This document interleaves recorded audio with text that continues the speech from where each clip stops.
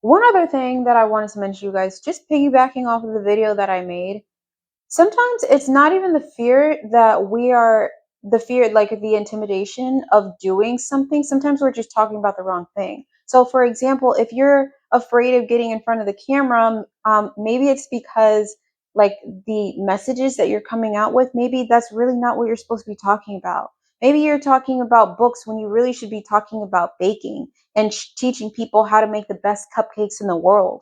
Maybe you should be talking about motivating other people instead of, I don't know, trying to script everything. Just speak from your heart. Maybe it's what the it maybe it's about what we have to say instead of trying to do it perfectly.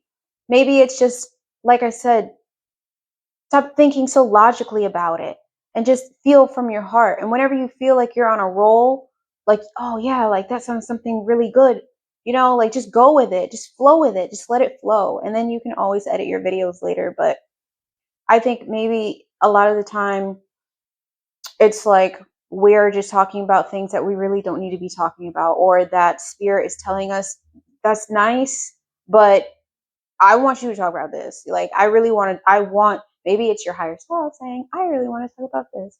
So just give yourself the freedom to be loose, get loose, and just be yourself. So I just wanted to mention that, just piggybacking off of the last video that I made about you're just so bomb, you're so excellent, you are so awesome that the current you can't even take it. That's really it. Like the vision that you see in your head of you just being so awesome and so great and so free and so prosperous, the current you is like, what, how am I even gonna, it's intimidating to the current you, but that is the real you. What you see in your head, doing, going, and living, just living from your heart, like your true heart, like your innermost heart, not the crap that your inner demons are feeding you. I'm talking about what the creator created you to do in this life.